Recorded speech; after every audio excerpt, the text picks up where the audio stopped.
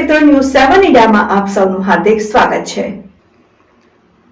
વડોદરા ગામમાં ઉચ્ચ પ્રાથમિક શાળામાં વડોદરા નાઇટ વોલીબોલ 2 દિવસ ચાલુ રહેશે। 6 ટીમ રાખવામાં આવેલ છે। જે ટીમ વિજેતા થશે તેને પુરસ્કારિક ઇનામ આપીને સન્માનિત કરવામાં આવશે, જેમાં ગામના સરપંચ દેવજીભાઈ જેરામભાઈ દુધરેજિયા, સામાજિક આગેવાન જયસુખભાઈ દુધાભાઈ, શાળાના આચાર્ય વિક્રમભાઈ દુધરેજિયા, મોતીભાઈ કમેજડિયા, અશ્વિનભાઈ દુધરેજિયા, ડોક્ટર કાળુભાઈ રામજીભાઈ, ધનાભાઈ સાપરા, દિલીપભાઈ ભરતભાઈ, દિનેશભાઈ, મહેશભાઈ, અજુભાઈ, નરેન્દ્રભાઈ તેમજ ગ્રામજનો ખૂબ જ મોટી સંખ્યામાં હાજર રહ્યા હતા। જેમાં ટુર્નામેન્ટ ચાલુ કર્યા પહેલા જમ્મુ કાશ્મીરમાં પહેલગામમાં આતંકવાદી દ્વારા જે હુમલો કરવામાં આવ્યો તેમાં જે આપણા શહીદ વીરો 5 મિનિટ શ્રદ્ધાંજલિ આપવામાં આવીને રાષ્ટ્રગાન ગાઈને ટુર્નામેન્ટની શરૂઆત કરવામાં આવી, જેથી કરીને આવનારા દિવસોમાં નાના છોકરાઓ બીજી રમત પાછળ મહેનત કરે। Bureau chief Parmar, Bhagirathsinh, news 7 India.